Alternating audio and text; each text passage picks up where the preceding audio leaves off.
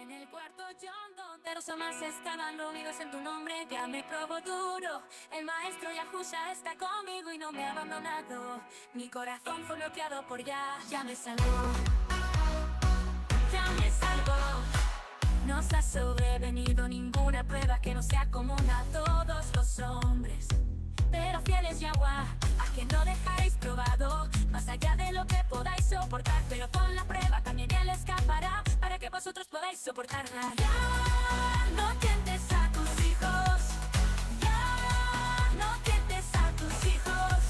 El maestro Yahushua me puso a prueba y ganó. Mi vida es una victoria para ya me salvó.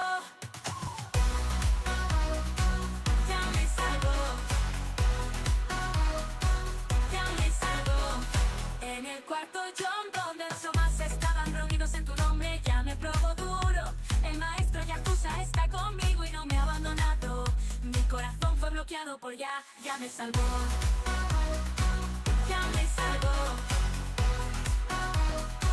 ya me salvó. Nos ha sobrevenido ninguna prueba que no sea común a todos los hombres. Pero fiel es Yahweh, a quien no dejaréis probado, más allá de lo que podáis soportar. Pero con la prueba también Él escapará, para que vosotros podáis soportarla. Ya no tientes a tus hijos, ya no tientes a tus hijos. El maestro Yahushua me puso a prueba y ganó. Mi vida es una victoria para ya me salvó.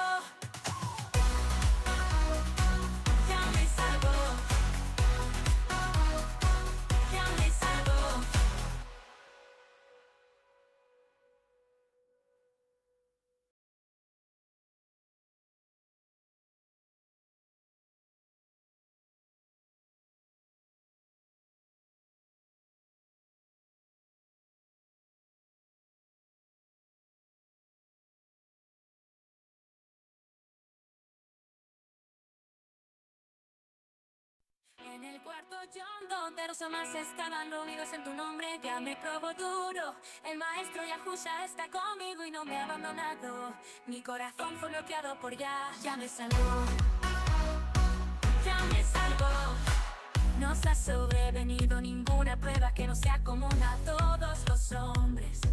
Pero fiel es Yahweh, a quien no dejaréis probado, más allá de lo que podáis soportar. Pero con la prueba también Él escapará, para que vosotros podáis soportarla. Ya no tientes a tus hijos, ya no tientes a tus hijos. El maestro Yahushua me puso a prueba y ganó. Mi vida es una victoria para ya me salvó.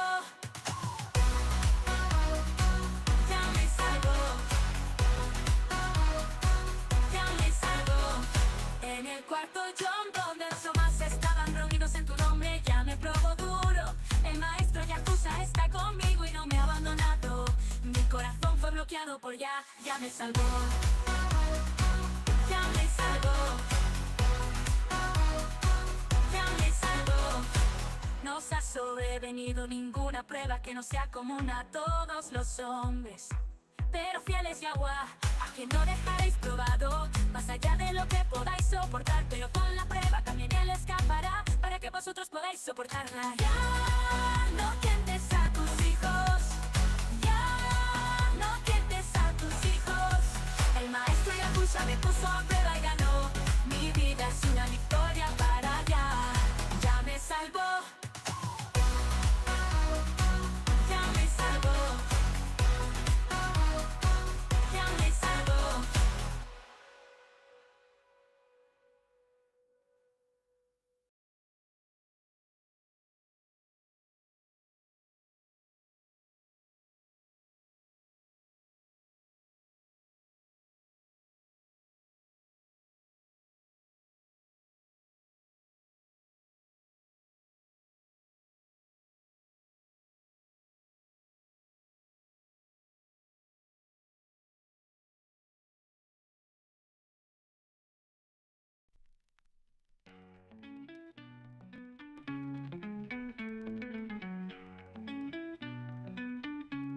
ביום ערבי שבו נזפה שניים או יותר בשמך היא ניסתה אותי מאוד המאסטרי הושע איתי ולא נטש אותי, הלב שלי נחסם על ידי, יציל אותי,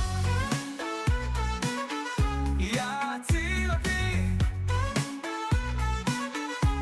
לא בא לך משפט שאינו משותף לכל בני האדם, אבל למען יובל אשר לא תעזוב מבחן מעבר למה שאתה יכול לשאת, אבל עם המשפט הוא גם יברח כדי שתוכל לשאת אותו.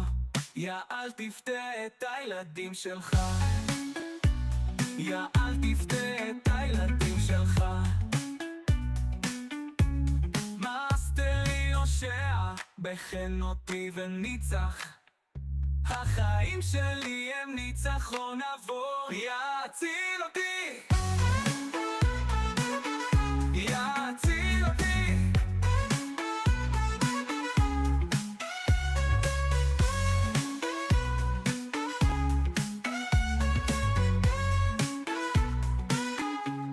ביום ערבי שבו נספה שניים או יותר בשמך, ניסתה אותי מאוד, המאסטרי הושע איתי ולא נטש אותי, הלב שלי נחסם על ידי, יציל אותי, יציל אותי. לא בא לך משפט שאינו משותף לכל בני האדם, אבל למען יובל אשר לא תעזוב מבחן מעבר למה שאתה יכול לשאת, אבל עם המשפט הוא גם יברח כדי שתוכל לשאת אותו. יא אל תפתה את הילדים שלך, יא אל תפתה את הילדים שלך. מאסטרי הושע בחן אותי וניצח, החיים שלי הם ניצחון עבור, יציל אותי, יציל אותי.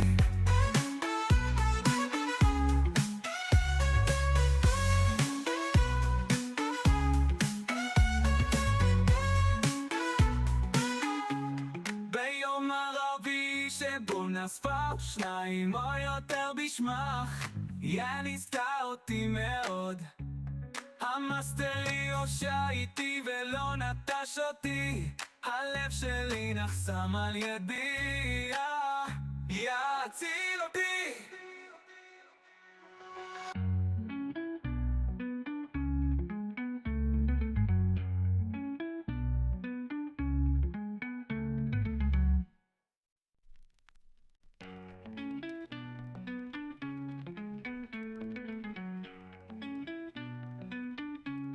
ביום ערבי שבו נספה שניים או יותר בשמך. You like that, huh? Can't hear you, brother. Let me see. We'll get you down. I'm sorry, my end. Shalom. Shalom, shalom. I'm back here jamming to Yati, the Shema radio, and I'm just enjoying that. So I was Me back too. here jamming. Well, I want to welcome you, and then I want to welcome myself. By the way, and welcome to our friends and Mishpacha family. Yes. Shalom, everyone. Shalom, Thank you so everyone. Yeah. And I want to just say something, and I don't know why, but Mr. and Mrs. Facebook, for me at least, we're not streaming. We're not streaming on Facebook. I don't know why. Try to connect it, but the good news is we're on all the YouTube channels. We're on Peter's channel, Apostle Peter's channel. So we'll get it on there, sooner or later. But and if not, well, I'll just take it and rebroadcast it. So that's okay. One way or the other, we'll get it out there. Right. But I don't know. I don't know what happened, because now that we're in Shema Radio 24/7 mode, there's a lot more technical stuff, and there's a lot more technical stuff that could go wrong. So something went wrong because there's just a lot more I'm ready to start. My family's here. That's it. I'm ready. You ready to start? Let me tell you. You trying to give me a hint? I love that Shema Radio. I got to tell you, I wish I could put that on my channel with you all day, just so people can jam. Because you listen to that stuff. Let me tell you something, folks. And this is an unscheduled plug, so he did not. I'm not being paid for this endorsement. But I really, really encourage you guys to just feed yourselves on good quality. One of the things that we all have a problem with is we're not paying attention to all the subtle ways that the enemy is coming after you and all the little tricks that he's playing. And you have music on in the background. We all do this. We have the habit of doing this. And you get music going and you're just doing your thing. You're not realizing that's all programming. So if you got good Shema Radio on and you're tooling around the house or you're doing your chores or whatever, you're going to get uplifted. You're going to get encouraged. You're going to have messages mixed in there. I'm just saying we need more of that, not less. So bravo. Well, I agree with 100%. I do thank you, but there's always a but with me. You know how it goes. I've got to have a staff to do this, and today we have a casualty, which is Facebook. So our friends on Facebook, if somebody can just message them on social media, our friends, like folks who work with you, and tell them to head over to YouTube.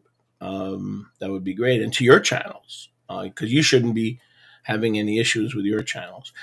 So he gave me a hint. Apostle Peter gave me a hint that he wants to get started. I'm kind of like, I do want to get started, but on the other hand, well, wait a second. There are two casualties. One is defacebook, which is defaced for us, for us right now. We got to bring remedy, brother. We got to avoid getting on your Facebook. Yeah, we got to. And another is, as we say in European Hebrew, which I'm not a big fan of, although my father was, Yiddish. Yiddish. I heard you were bookking and bookit. I'm proud of you. That was good. That was very good. Excellent, Peter. For an Arizona boy, I didn't think you'd be able to throw a couple of Ashkenazic words in there. I can every once in a while, man. You remember? Yes. I hung out. You were like Bupkis and hey, Mani Shma every morning. Come on, man. Hey, here's a word that's going to come in handy for maybe the times we're in, but I don't want to get into it this second necessarily. But here's another word that I don't talk Yiddish, but it's become part of comedy. So another word is Fataten Bankis. Now, if you listen carefully, Fataten Bankis means bankrupt, but in that word is bank, right? Fataten Bank is, meaning the bank's going under. So when Jewish people are talking, they say, "You're going to put your money there." The bank Fataten Bank is.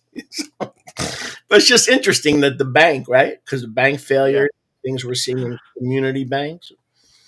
How about Sam Bankman Fried? That was a fun one, wasn't it? Yeah. Too small to fail, right? Too small to fail. That was no hint at all whatsoever. Right. So anyway, Jewish people, when they put them where something is falling apart, doesn't have to be a bank, could be a business. Hey, Gewalt is ein Fataten Bankis. Anyway, so not only is the Facebook, but mein Eigen. Now that's almost like an ayin in Hebrew, Eigen. Eyes, because of this Shema Radio stuff, I'm like, things are blurry now. So I see you in the Ruach, but hopefully by the end of the broadcast, I'll see you a little bit better. But I mean, praise Yah, I can see, but you know how it is, staring on the computer for a long time. Anyway, hint, let's get started. So, Apostle Peter, let's play Bible roulette a little bit, or topical roulette, and you get one thing that first topic. Well, let's touch this.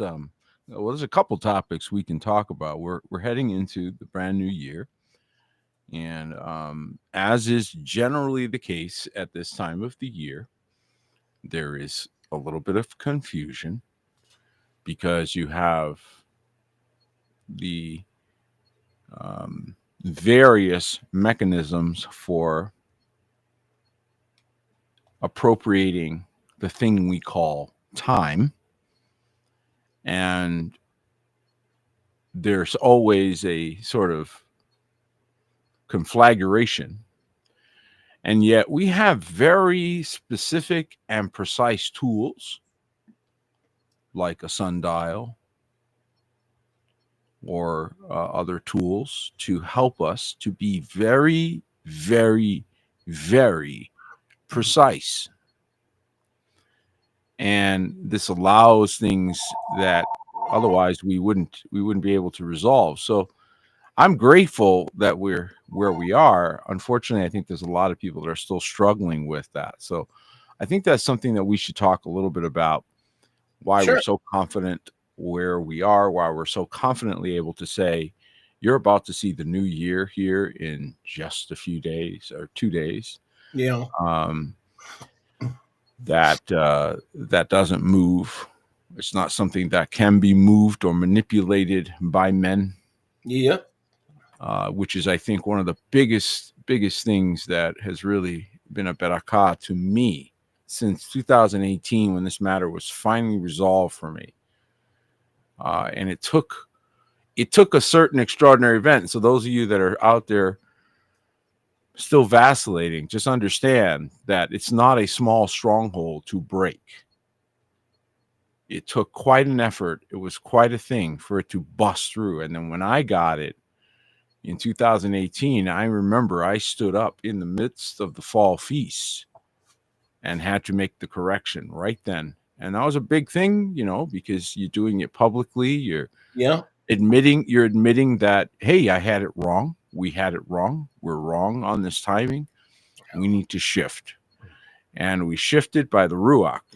We shifted because nobody else that I saw out there was shifting. People were talking about it, but as far as publicly saying we messed this up and we're moving from that to the Zadok and we're done. And this conversation is over. And ever since then, stabilization. We've had different kinds of warfare since then. So then the enemy of the Zadok came for us, right? So who's the enemy of the Zadok? Well, we already know. We saw them.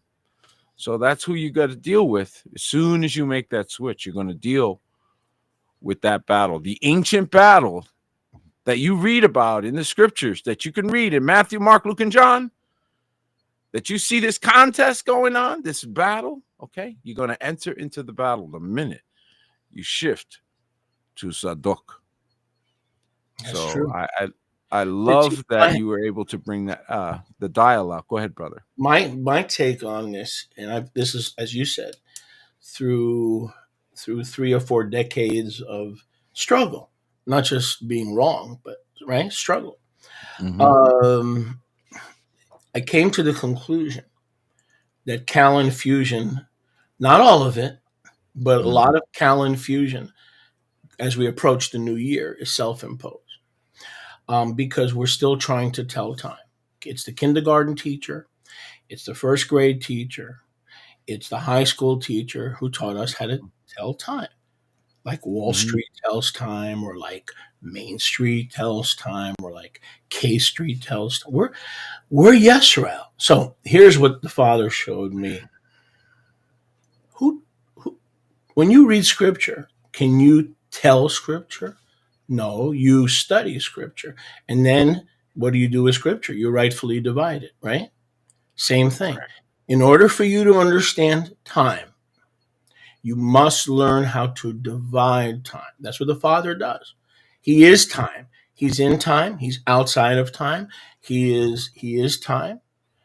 And so over and above time, the master over time. So the same way he teaches us how to divide Isaiah chapter 9, verse 6 from Isaiah chapter 4, which is a millennial passage or a kingdom passage, he has to teach us how to divide time. When we allow the Ruach to teach us how to divide time, all Callan fusion will end. But see, we need that pacifier. And I think that's what, I've talked to you a little bit about this before. Everybody likes, well, okay, well, what's the calendar? Okay, fine. So we'll give you the pacifier because the Zadokites had a calendar. But all the Zadokites did was confirm Right. what the angels were That is What 100% correct. angels That's were 100% correct. clean angels. Stop on that point. Stop on that point. Just don't go any further than that. Stop right there. The angels. Who you telling to stop? Go ahead, brother. Go ahead. The angels. What a great point, bro. What an amazing point. Because so often we're down here, puny human, you know, making all this, you know, creating and deciding things. No, you receive it. You receive it. Try it. It is a posture issue. I really do believe this. I have seen this attitude that I'm going to figure it out. I'm going to deduce it. I'm going to calculate it. I'll prove it. Here's one. I can prove it. Oh my goodness. Put your pride down. Crawl in the cave. Crawl in the cave. This is the way I looked at it, brother. And give me your thoughts. Yeah. Crawl in the cave. Don't walk in. You don't get to walk in this cave. You want to sit with the Zadok, you got to crawl in. You crawl in the cave through some hole and you sit there and they teach you. What are they teaching you? What they had to learn. How that they had to receive, not dictate, not tell everyone anything. No, they saw and received and went, oh, that is correct. It's very humbling. It's very, very humbling. Here's the deal. Unfortunately, I became a scholar in this area because I failed. Like you said, I failed so many times. Unfortunately, I've been in and out of caves, as you said. Okay. Then I had every Ephraimite who had returned to Torah for 34 seconds sending me a calendar, and usually it was with a number 2 pencil, you know, or a graph, and I'm like, okay, this dude's been in Torah for 34 seconds. So now you have the calendar. See, that's the problem. If the premise is wrong, everybody online is going to be wrong that's peddling a calendar. There is no calendar. Now, you may say, well, for new folks, we got to go slow, and we have, that's true. But I don't even like the word calendar. I don't even like that word. It's a Roman word, a Latin word. But so the point is, Jubilees teaches us that Yahuwah divides time and the angels receive it. Yahuwah divides time, and Peter Martinez and Moshe Kanachowski receive it. The same way we receive it. We receive it. It's the download. It's the Ruach downloading what he wants us to have. So beautiful. So different. Facts. Those are facts. And then you can call it a calendar. Why? Because the Zadokites and the Itamarites confirmed it. And Moshe confirmed it. And Aaron confirmed it. And a marvelous passage at the end of 1 Chronicles 24, where we have the dividing of the priesthood between the sons of Zadok and Itamar. We said, and I never saw this until last week, and this is what Yahuwah commanded Aaron. I'm like, wow. So David didn't receive a revelation of anything. He received a call to, as you always say, break through and restore. Mm-hmm. That was a restoration. The Zadokites were merely a restoration. And we are restorers of the breach. That's why we consider ourselves Zadokites, correct? Right. So, but let's be clear, because I didn't understand this fully until recently. David did not receive a revelation to divide the priesthood into 24 orders. No, this was shown to Aaron, and guess who Aaron confirmed it with? Moses. One more thing. This will blow your mind. Ready? Yahuwah said to Moses, what is in your hand? He said, Zeli Mata. This is a rod, which is also the same word for tribe. He said, Zeli Mata. This is my pole, my staff. And then Yahuwah said, with this rod, with this Mata, you will do the signs.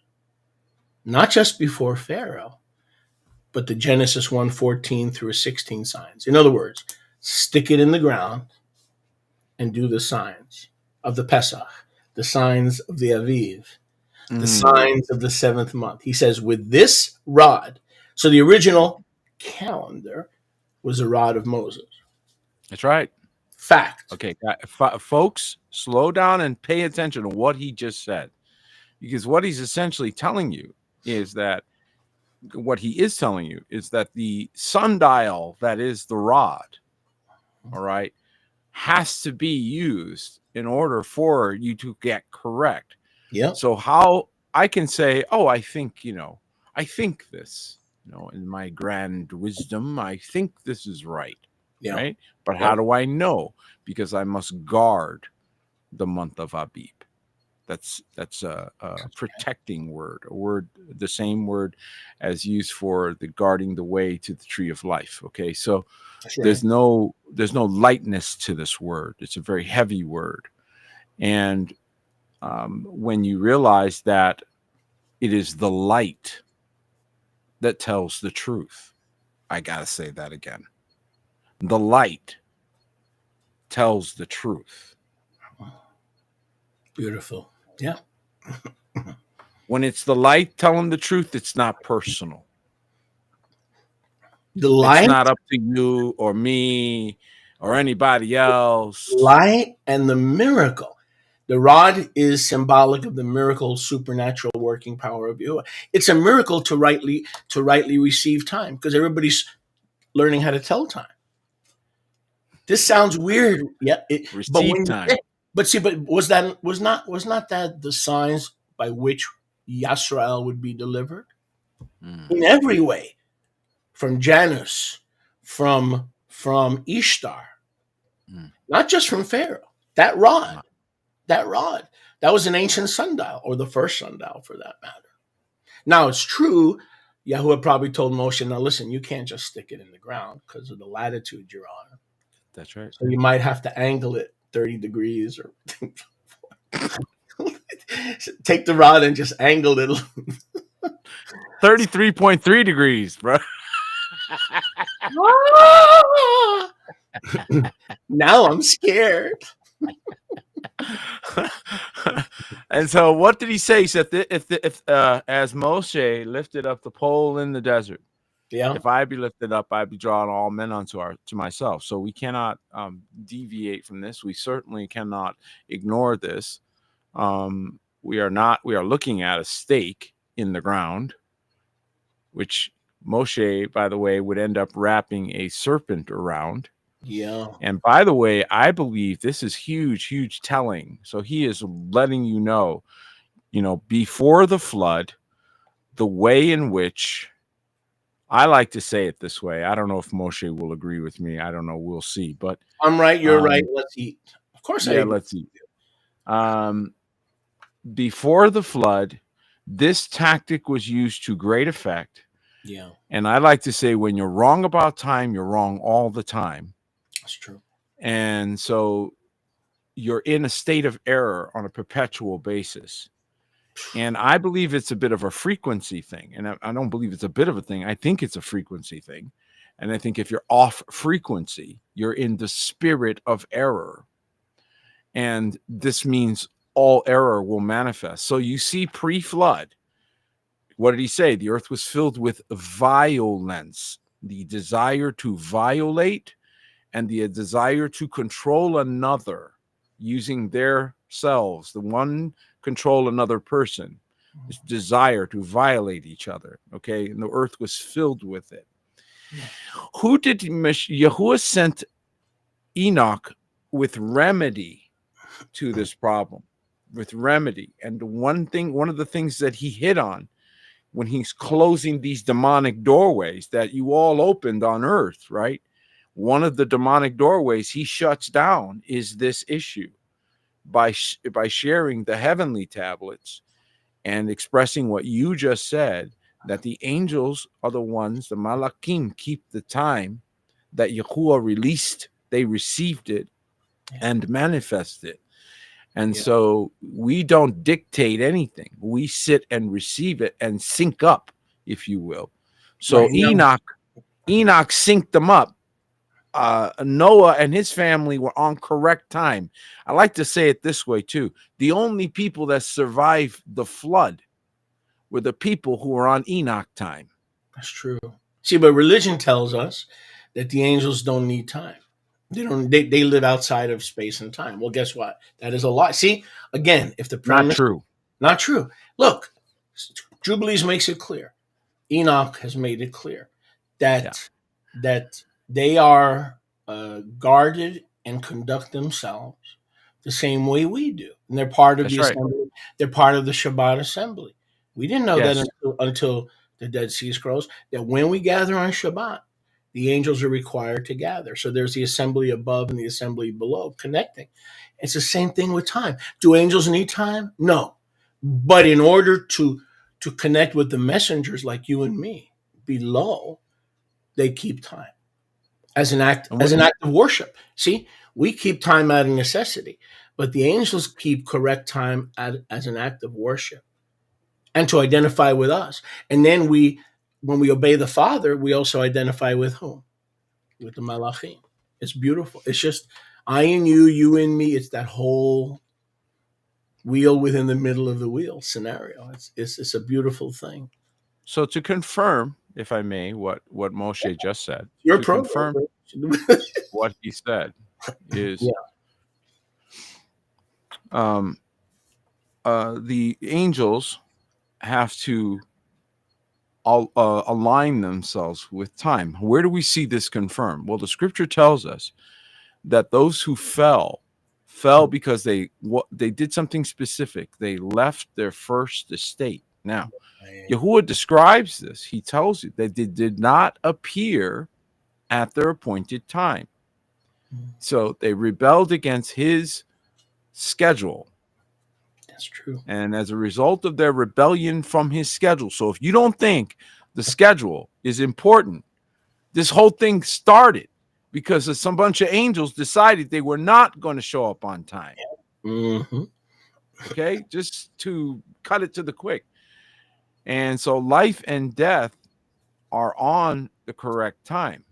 Life and death are on the correct time. And I can prove that because this is an issue that, again, I say with love, I say with great respect for all of my brethren. We love you all. We do not compete with any of you. But do you think that either Moshe or I want to appear in what is a kadosh place? Somebody else may not think it's kadosh. Okay, fine. You don't think it's kadosh. That's your business. But we know that we better not show up on the wrong day, because if you show up on the wrong day, you are making exactly what Jubilees predicted. You're kadosh. You're making kadosh the wrong day, and you're desecrating the wrong the kadosh day. How big a sin is this for those whom Yahuwah has called? Now, again, as a congregant or someone just observing, you may not, to whom much is given, much is required. If that wasn't given to you, it's like no shake off you. You're like, I don't know. That's not my job. Somebody else is given that assignment. But if you're a Sholiach in the last days, and that's your calling, you don't care if anybody on Facebook, Makebook, whoever book doesn't like it. You're going to do this on the right day because your life is on the line. And so look at SA10. All right, you're right. They didn't show up on time. They rebelled against Yahuwah. But SA10 took it a step further. He said, I'm not showing up at any time. To show you what a distaste I have for your time and all these other guys who are on your time and they're not marching according to my time or my drum beat, guess what, Father? I'm not going to show up anytime. So Yahushua says, you're right. Bye. You're right. Think about that, because the chief didn't want to show up at any time. Right? He most certainly did not want to stop what he was doing, his collection of merchandise, Ezekiel 28. Yeah. By the abundance of thy merchandise, they have filled the midst of thee with violence, and thou hast sinned. Sequentially, you watch that. And so this spirit is a violator of that boundary that keeps us united. But Peter, he's a violator of it, just so you know. Yes, I agree. I mean, if I may say so. As long as we make calendars, as long as we do not receive it, just like we receive the Ruach, just like we receive the gift of a wife. You have to, it's all about receiving. Okay. Yes. In other words, listen, there's human math, which is calendation, and then there's heavenly math. Come on. Yahuwah uses heavenly math. Why will we? Come on. Why are we so proud or still in the dark that we're not willing to allow Yahuwah to teach us heavenly math? It's not that math is wrong, but I think Yahuwah knows how to use mathematics or numbers a little bit better than we do, right? So put the pencil down, put the paper down, and say, okay, Enoch received heavenly math. The Zadokites received heavenly math. If you want to keep the feast and not going, am I missing it? And ask 49 people if you have the right day. Then you heard that Yahuwah has a prophet named Isaiah. You heard that Yahuwah has a prophet named Ezekiel. He also has heavenly math. You didn't know that. People don't know that. You do, but people don't know that. And that's the key. And by the way, Enoch was the apostle of time. See, even though he's immortal right now, he's also an apostle. Because he was sent. He gives us 109 pages of, that's right. Of a lot of it is heavenly math. So don't you think they were closer to his writings too? Back in the day of the Dead Sea Scrolls, they had access to a better library than we have. Sure. But in order to make a calendar, you got to kick him out. Well, if you're going to make the quote calendar, not receiving time, correct time. Right. But if you're going to make quote the calendar, you got to kick him out. Yeah. He's right. Technically correct. Out of your collection. Correct. But a lot of people don't realize that. They think, oh, Enoch walked with Yahuwah and he took him and he's one of Yahuwah's robots. Excuse me. He's not one of Yahuwah's robots. He goes back and forth, whatever the angels are assigned. He's literally called the apostle of time. See, and I don't want to get into this now because you're going to get in trouble. I'm going to get you in trouble. In 6 episodes, I haven't gotten you in trouble what? yet. Hold on a second. I'm going to get you in trouble. Me in trouble? Listen. I seem to get in trouble just sitting here. I'm not going to go down this road, but I'm going to make a statement. I've never gotten more in trouble being farther away from people in my life. But I'm going to make a statement, and I don't want to talk about it simply because that's not the subject for today. So don't worry about it. I'm not going to go down that road. The book of Revelation is the revelation of Yahusha, correcto, to Yochanan, correcto, through an apostle, Enoch. How do I know? When you read Revelation 21, he says, I used to walk the earth. Do not worship me. I am one of your brothers. The angels were never a fleshly brother to Enoch. To John. He says, I walked the earth. I was once one of you. Now I am an immortal spirit, an immortal being. Do not worship me. Right.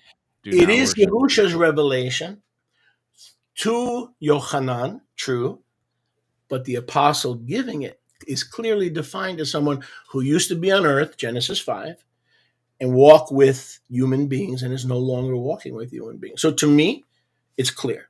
So I don't want to go down that, but I just throw that out because Enoch is a giant. Enoch is a giant, not an Nafal, a true spiritual giant.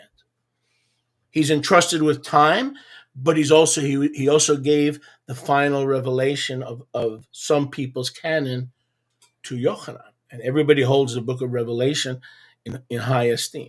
So when you study that a little bit, you're like, oh, because it tells you right off the bat, the angel that came to me on the Isle of Patmos. The angel is what? A messenger, right? Well, there's only one that I know of, maybe 2, who used to be a human brother to Yochanan and to Thomas and to Bartholomew. Interesting. So send the letters to me, all right? So if you get any emails.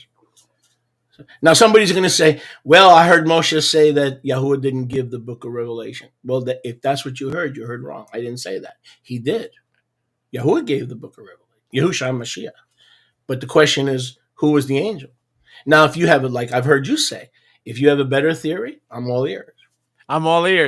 Listen, and can I just say, guys, we really, really, and I love that you said that. Thank you for saying that. When we've really got to continue to collaborate on the things that we find and share them. But again, keep removing the word compete. Keep removing that and just keep washing that out, guys. Everybody out there, do not get into a competitive mindset. Don't think to one up one another.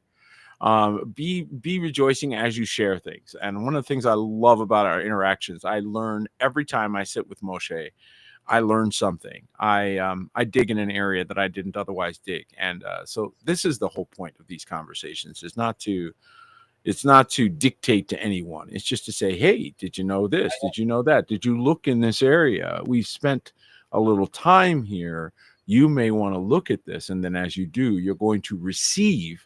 Here's the key, because nobody can make you get this. You receive these revelations. I got news for you. Every time I got news for you. Every time I open my mouth, I'm learning.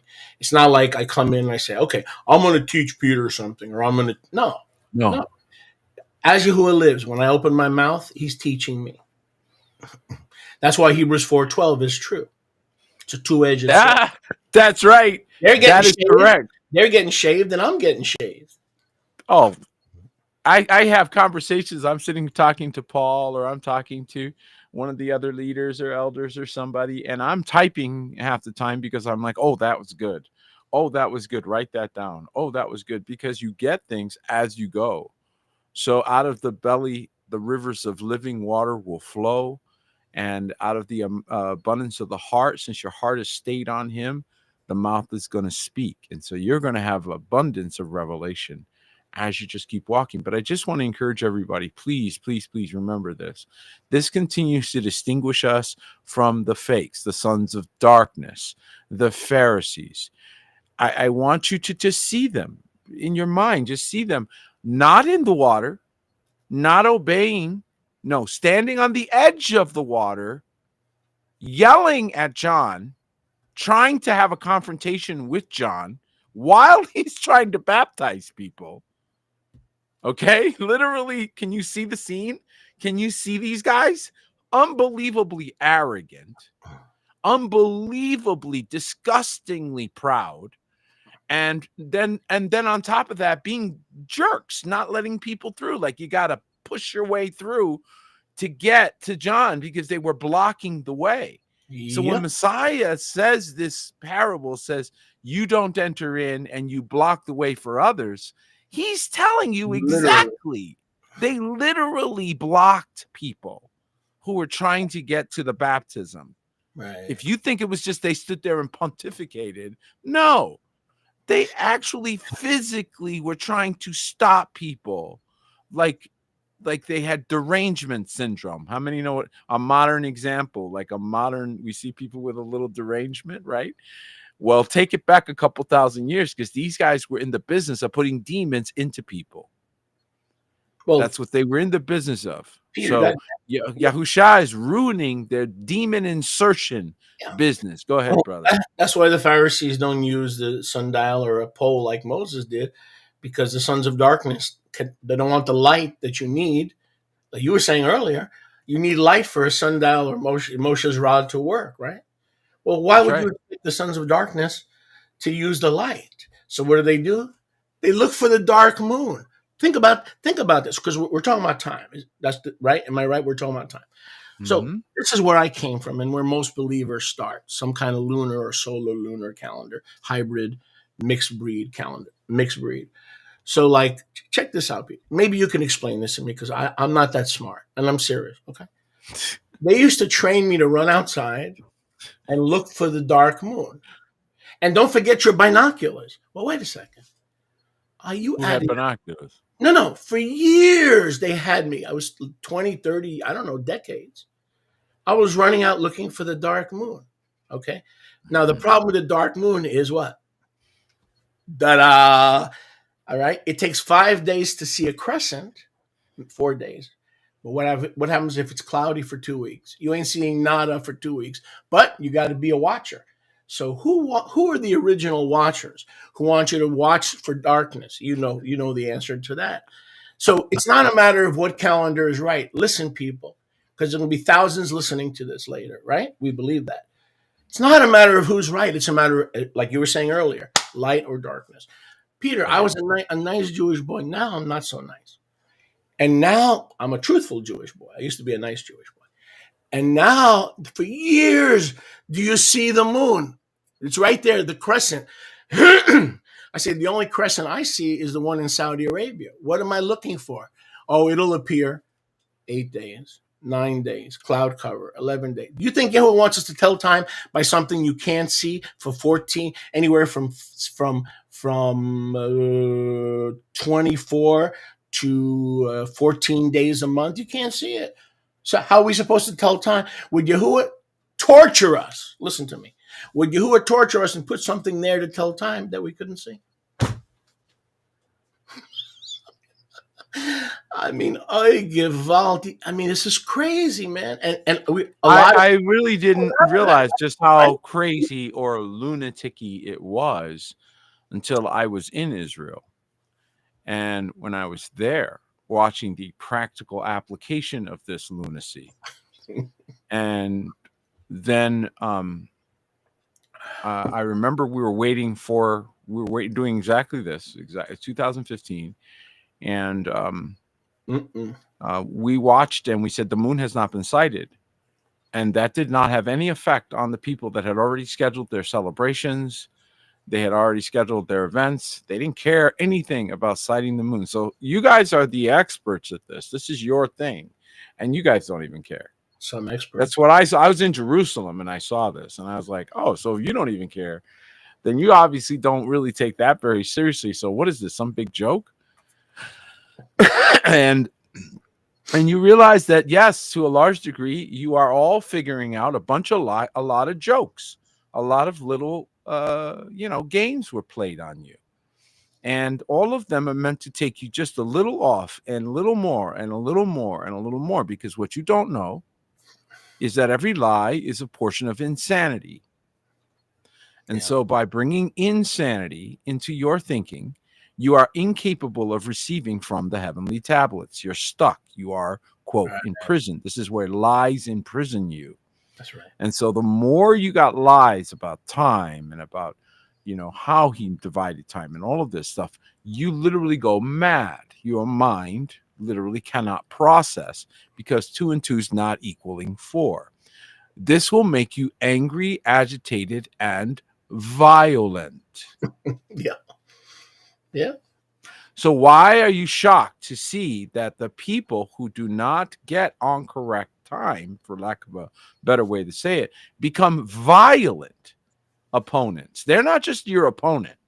They become a violent opponent. Have you noticed that? It's not just, well, I just disagree with you. Nope, that's not. Oh, I just, I'm going to believe this and you can believe that and we're going to go our separate ways. Nope, they will come from wherever they are, some dark corner of the darkness over there, follow the moon right to you.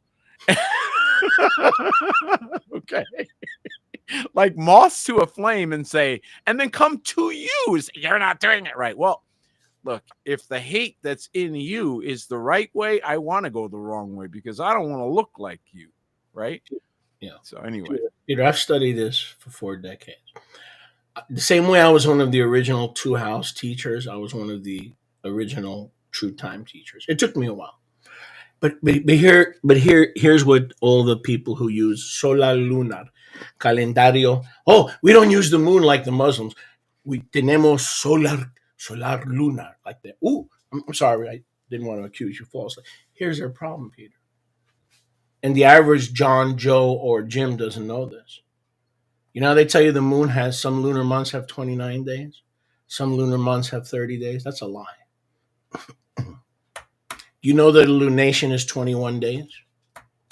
So when the rabbis tell you, well, there are 6 months with 29 days, and then there are 6 months with 30 days, that's a lie. A lunation. That's all presuming a lot of time that is not visible. Literally, scientifically, 28 days.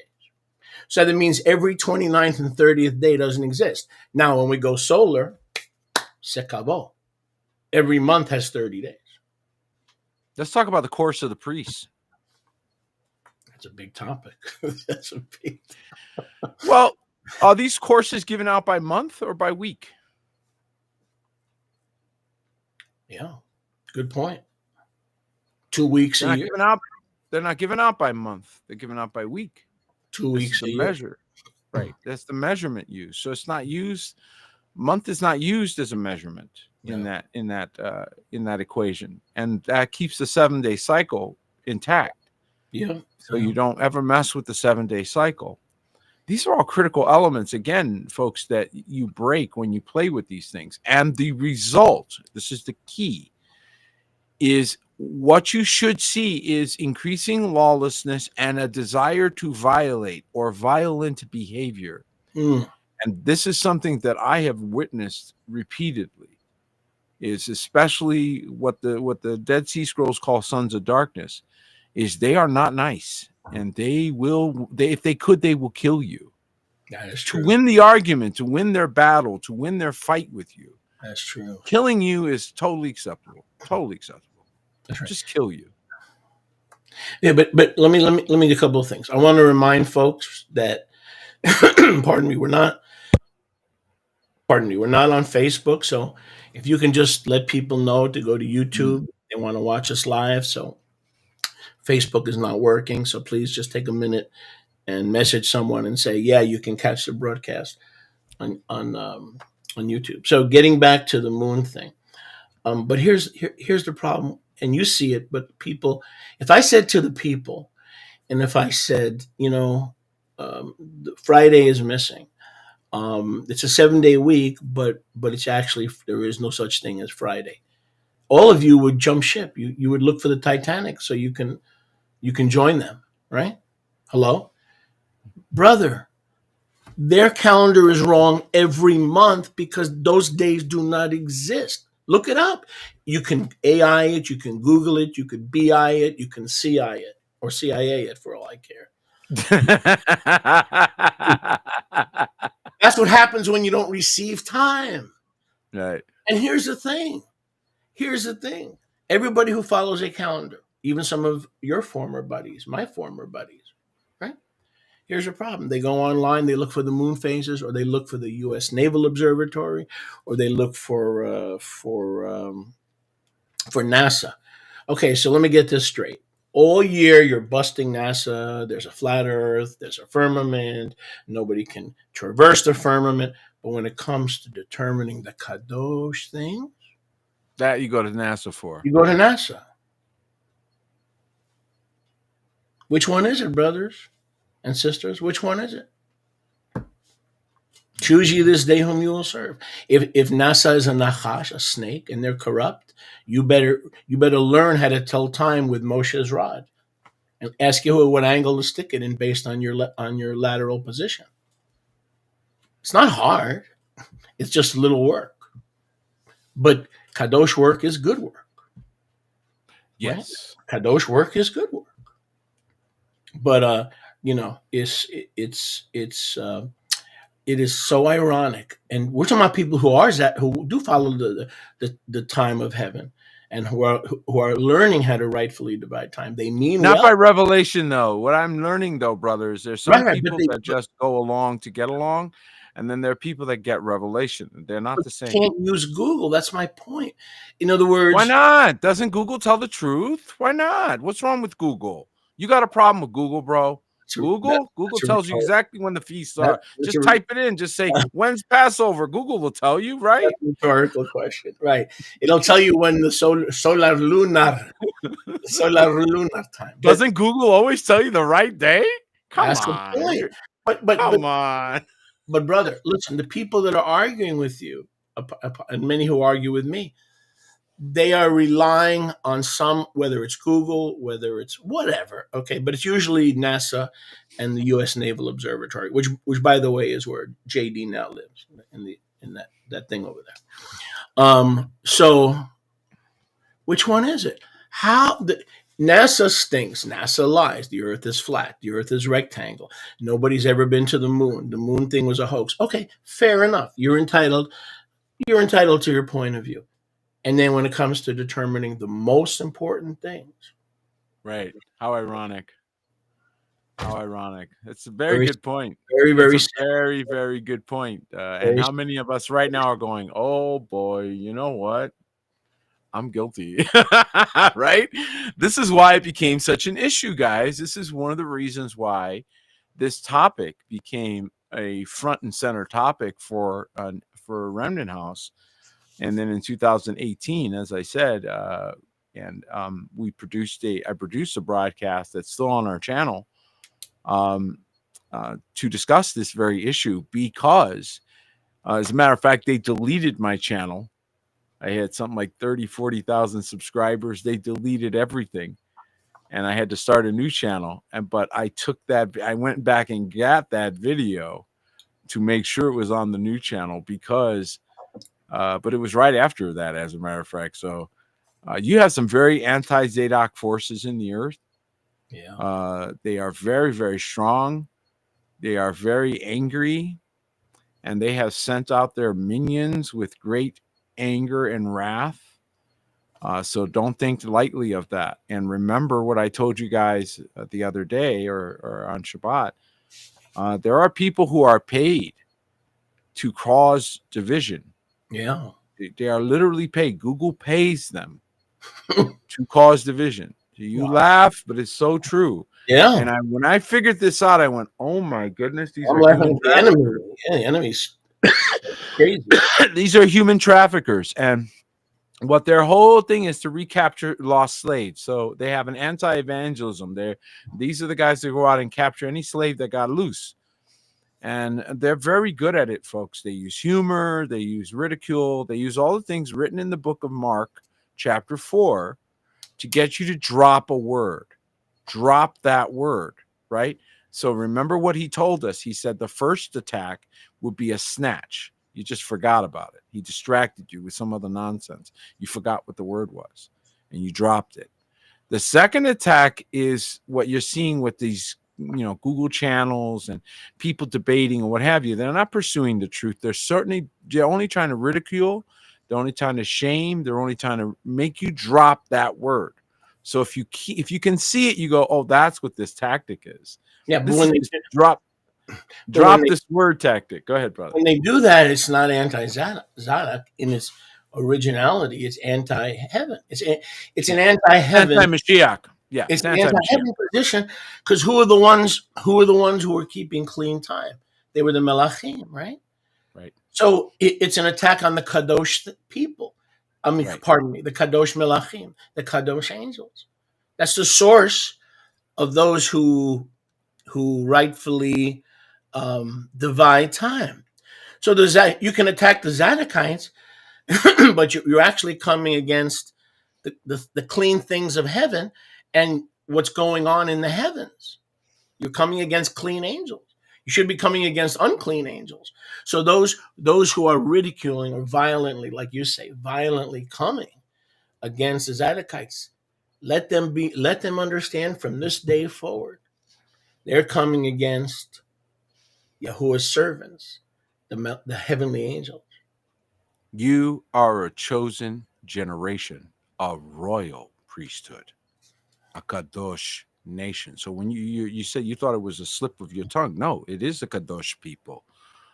You are a kadosh nation, and when you set apart in this way, you are manifesting what the word in the Shamayim has now arrived into the earth. So again, the word of the Shamayim, the word in the heavens, has to land, right? So that it is in earth as it is in heaven. In order to have that, you have to have a kadosh people enough to where they were willing to go ahead. Now, how do I know someone is kadosh and someone is truly a servant of Yahuwah? First of all, never would they ever go out into the public to do harm to their brother. To do harm to your brother is such a massive violation of the Torah. It's a dead giveaway. A dead giveaway that they are actually Nephilim. Imposters pretending to be your brothers and sisters to, at the moment of critical decision-making, turn you in the wrong direction. These are Judas goats. They look like you. They walk among you.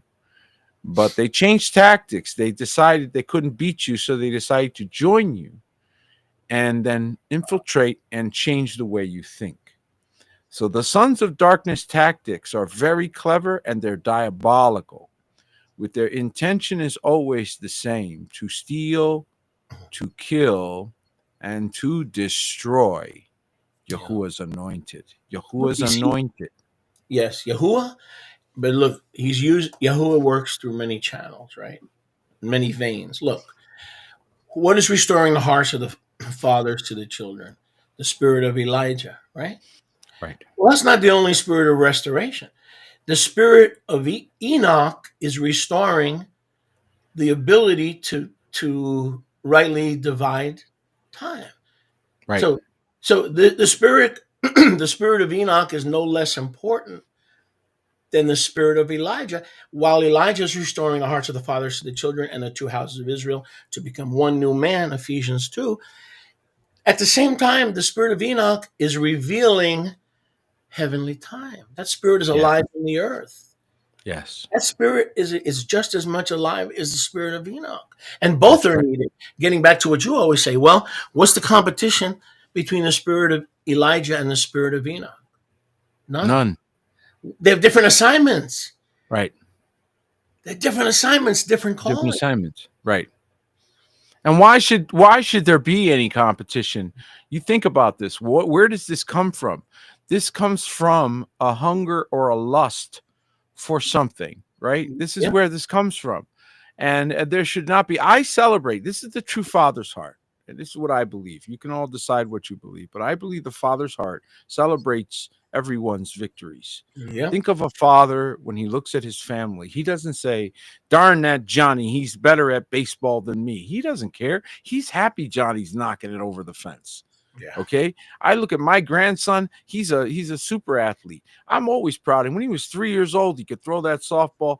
And when I was a kid, I was a pitcher. So he got it genetically. I'm like, look at him go. I'm proud of him. Right. I'm not competing with him. I'm happy.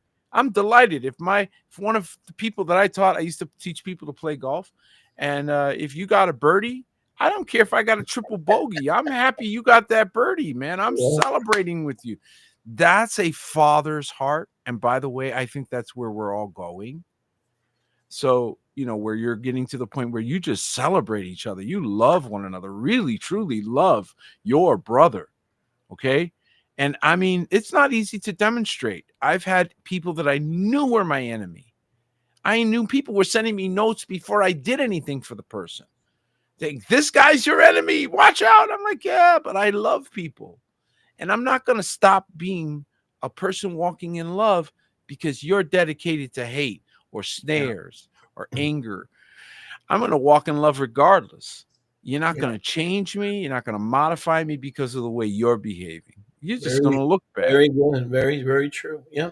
But the point is, getting back to the original, Elijah and Enoch are both working in the earth, but they have different assignments, and there's no competition. Competition. But I got, again, I may be using this broadcast over the weeks, week number 7 now, to go to confession. I mean, the kosher kind. But I'm a kind of a loving guy now. I'm like you. I mean, I forgive my enemies, whatever. But that part of it is the senior citizenship thing. Like when I was in my 40s or 50s, not so much. Fire. Too much fire. You got too much ambition. Here's the benefit of aging. I'm able to apply more of what you say. Less, if you don't walk in that kind of love and mercy and mercy that rejoices against judgment, I mean, 2 cardiac events are enough, right? I don't want to go for number 3, and it's all related, right? It's all related. So I'm more like I approach things more like you do now, but maybe 9 years ago, you and me would have been competing. And I even said to you before we began these broadcasts, Peter, I got a problem. You remember? Yes. I didn't say problem, but I was insinuating. You're a type A. Forgive me if I'm wrong, but you can be a type A personality. And I'm definitely like AAA personality, especially when the camera's on. Okay. I'm more laid back in the living room, to be honest with you. You'd be surprised. But and I'm saying, are you sure we can coexist? And you're like, yeah, man, I'll just sit there. Which I didn't want, but I was a little concerned because we could be bumper cars if we're not careful. But you're setting a good example for me, like no competition. I mean, let's Your mi casa es su casa. I feel like we're two Jewish boys because I grew up. Nice Jewish boys. Don't We the grew up on the nice, east in the nice. East Coast. You learn how to talk over each other but not insult each other. It's the weirdest thing in the world. What's that? Which is really bad when you go west because you notice that he and I don't offend one another. Why are you looking at me when you say talking over? Why are you We looking try at me? not to. We try not to because sometimes there's a delay, guys. Just so you know, sometimes there's a 2-second delay between when he stops and so you think he's done or I think he's done and he's not. You know. Only Enoch knows if I'm done, brother. Don't feel bad. But this is very East Coast, by the way. We don't get offended at that. We just keep rolling. Yeah. Just keep rolling, man. No, but you know what? Can I say something? You know when I know how spirit filled and joyful these broadcasts are, and I'm serious about this. When I listen on the radio, because you take the facial stuff out of it. Yeah. And, see who reacts to it. Because people are always looking at body language. At least smart people, right? Like, but when you listen on the radio, it's like, wow, this is pristine stuff, man. Really? I mean, I'm like, praise Yah for the things that come up. And the radio. I think it's great conversation. I think a lot of people have questions. And by the way, guys, great point to segue and say, if you have questions, someone asked one during the Evangelist Corner last night. And I loved it. Can I just encourage you guys, while we're here, you've got us, you got our undivided attention. You're welcome to shoot a question. And if we don't get to it this time, we may, have to come back to it. But just know that that's our heart, and we may not know the answer. Yeah. I like to say, let's go look at it together, and let's go look for the answer together. Yeah, but I want to caution everybody, though. I want to just keep this caution up there, and I want to just finish with this, and then you can share your point. Is that be really careful with the bitter-hearted people that are out there. Yeah, and I keep warning you all because the word says that a root of bitterness will spring up and defile you. Yeah. It doesn't defile the person you're angry with. Yeah. It doesn't defile the person you think did something wrong. It defiles you. Yep. The person holding the bitter heart. Okay. And some of you need to make your way back to my brother Moshe and apologize, not for his sake, for your own. The same is true with me, but it's definitely true with Moshe. You need to make your way back. You don't have to become friends. You don't have to be buddy, but for your sake, you do need to clear this piece of business, because when you hold those offenses, they mess with your walk. Not only they mess with your walk, they spring up and defile many. So the ones you really love, like your wife or your children. Oh boy, good point. If you don't deal with Bubba, mm-hmm. who is going to allow that root to mess up your own family and the ones you supposedly treasure. So don't think you're going to get away with it. Don't think you're going to get it. It defiles many.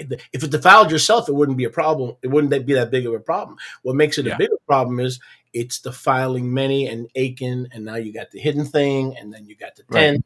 You got that whole scenario.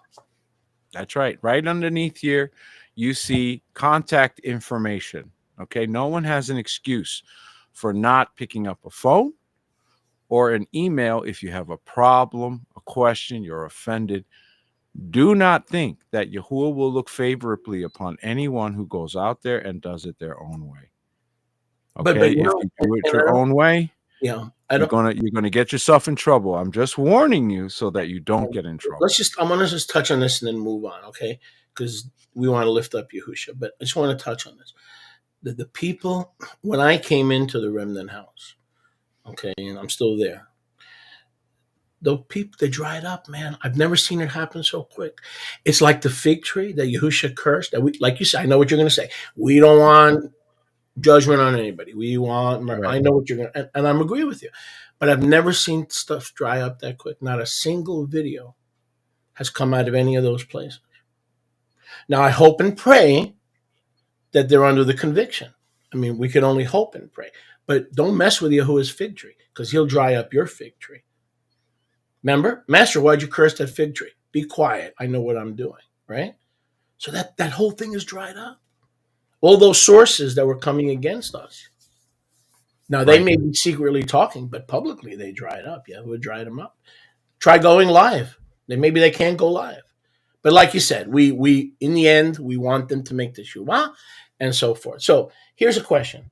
These are people I'm praying for. So when I you, know, you I know know, you're going to say I that. don't rejoice in I know anyone's you're going to say that, demise. but the facts remain; they dried up. Okay, just like the fact remained, there was a fig tree that dried up when Yahusha Amen. went to Yerushalayim. That's a fact. Okay, so here's something, and I think it's so easy to people who are legalistic and people who haven't favored mercy and I'm right, you're right, let's eat a mentality over the minor issues, not the major issues. Yeah. They're saying, like they say every year, the Aviv one is March 26th, Wednesday. So just briefly, and then you can go with it. Okay, just briefly. I'm going to say this as clearly as I can. The equinox is not the start of the year.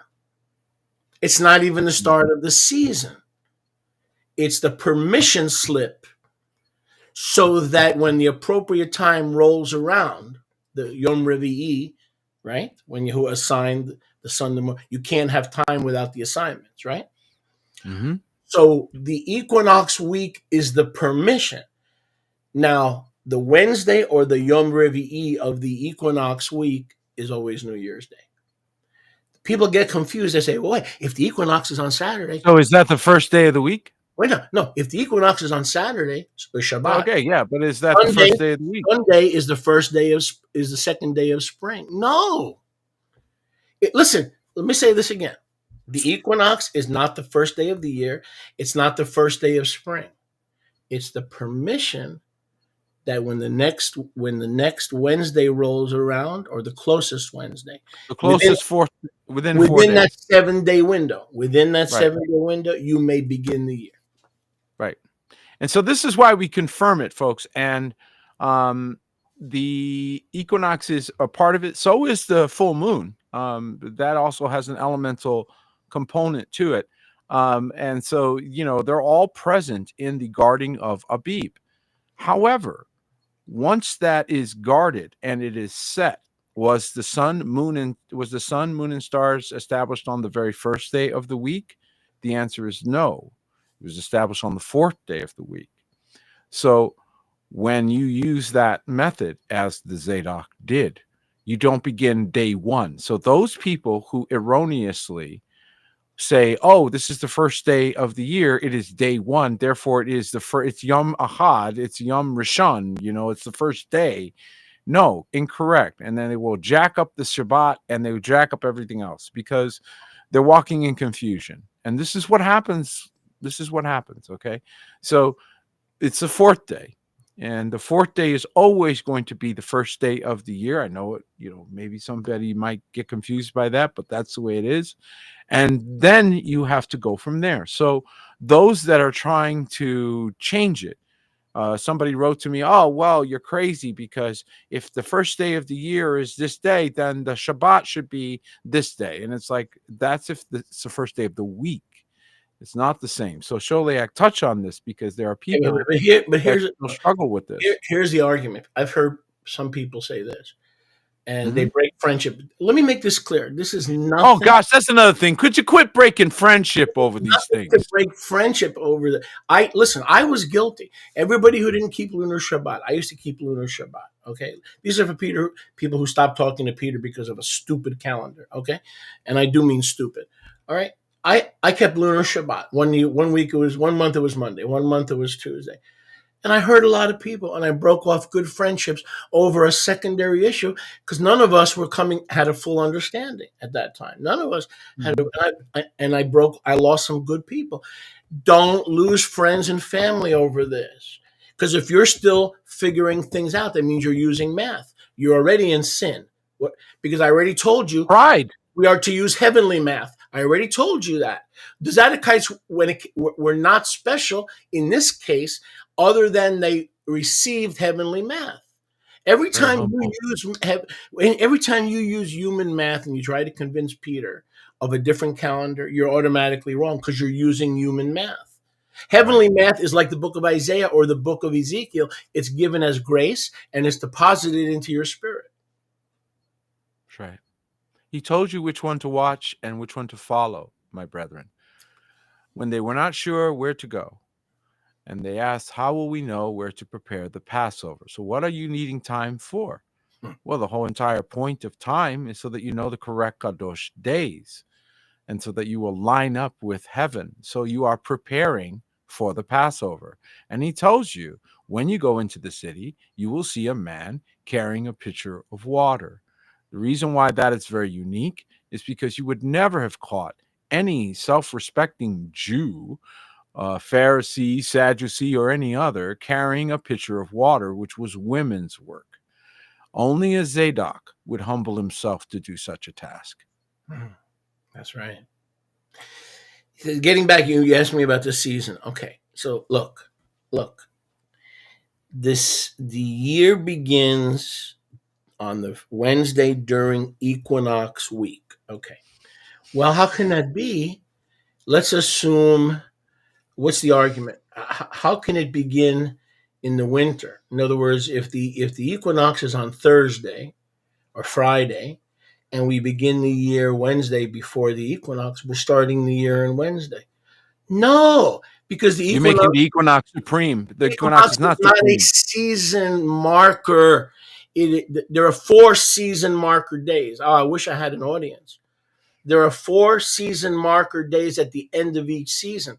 Neither the spring or the fall equinox starts the season. Okay? Right. The month, for instance, the 4th month starts the summer. The 1st month starts the spring.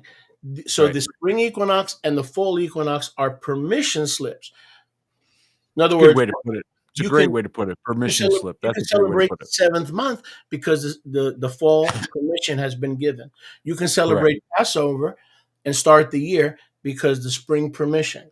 The fact that one day is the equinox is on let's say Friday, and you declare that Wednesday during equinox week as the first of the year. Oh my gosh, you're starting the year in winter. No, you're not. So I heard this argument. You're starting the week during spring week. Let me say that again. Spring break. Y'all ever hear of spring break? There's your answer. You're starting the week during spring break. You're not starting in winter. That 1 week is a transition. That is a transition. Yeah. You're in the transition period. Well, and we saw people that were making statements. I saw somebody say, New Year's March 26th. That's an error. I'm going to tell you flat out that's error. Once we have calculated and once you guarded the equinox, what that does do for you, where that is valuable, is it cannot be more than 4 days. So you are adding a week. So this is what they're doing. They're going to add a week. Yeah. So they're adding a priestly course. It's a big deal to do this. All right. Yeah. And you're adding this week because you believe that you need it. But you see, when you added it, you broke the very rule that you were trying to protect. And they did this several years ago. I watched a group do this. And it's like, well, you now broke the rule you were trying to protect. Now you can't make a correction that breaks the very rule that you're trying to preserve, which is exactly what they did. So here it's on this day, and they went 6 more days to start their new year. So now they put the new year 6 days away, which is a violation. It doesn't work that way. And so go ahead, finish it. Go ahead. This simple thing is so simple. Maybe that's the problem. Maybe it's too simple. You can't write books about it, can't do seminars, can't do big old conferences on it. I don't know. Let me address this because I don't have many areas of expertise, but this is one. This is one of them. This and ballroom dancing. All right. Can you imagine me ballroom dancing? La la la la. Anyway, so somehow I think you pull it off, but go ahead. Let's assume March 26th is the new year. Gay Gesundheit. Okay, you happy now? All right, no. Let's assume April 7th is the new year. Whatever calendar you came up with. You're on, right? Whatever you're on. You want me to show you how in 4 months they're going to be going down the Niagara River. In serious trouble. No, right. In Niagara River without a paddle. Ready? The seasons are no longer 4 seasons of 91 days. The summer season is approximately 93, and the fall season is approximately 92. I don't recall offhand. So the fall equinox is always on September 22nd or 23rd. That's the fall. But y'all keeping Yom Kippur and Yom Teruah somewhere about 4 or 5 days earlier. So even if you start on a different day, March 26th, don't matter. You're going to be off on the fall equinox because why? Because something's broken. It's called the fall of man. So instead of having four seasons, with each season having 3 months, with each of those 3 months having, with each of those seasons having 91 days, now the winter has 88 days. Now the spring has 91 days. Now the summer has 93 days. Dude, every season has a different amount of days. So even if you start March 26th, here's the good news. By the time you get to the 7th month to keep your feasts, you're already off, because how dare you keep the Feast of Trumpets and Yom Kippur before the fall equinox? Because the fall equinox is September 22nd. So you're going to be keeping the feast either before or after. Because if you add that week, right? If you add that week, March 26th, you're going to jump from September 17th to September 24th. You're going to be starting Yom Teruah 1 day after the fall equinox. Bad English, good point. Stop playing these games and just do what the priests did and what the Zadokites. Stop playing these games, okay? Stop. Well, I think it's a huge hubris and arrogance to say I know better than the Zadok. Right. I really, really, really struggle with that. Like, wow, what arrogance that is! Right. What hubris that is! You're 2,000 years removed from where they were, and they were removed quite a distance from the stuff that they were working with. They had a more complete library, and this was the conclusion. I refuse to argue with them. I refuse. So anybody that wants to do that, help yourself. But I see that as massive levels of arrogance. I believe that these things are being restored to us to save us, to deliver us, just as they did Noah, because Noah was on correct time. How did Noah know the 15th day of the 3rd month? How did he know? How would he know without Abib, barley, and all kinds of other nonsense? The seasons are different. Let's take Mr. Malcolm X. He's telling everybody online that the new year begins March 26th, right? Well, here's your problem.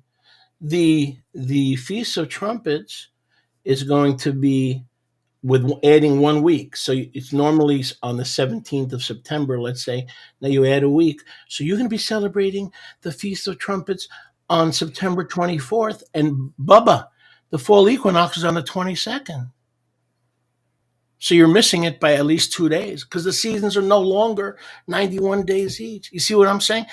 Right. They get tripped up by their own calculations because something's broken.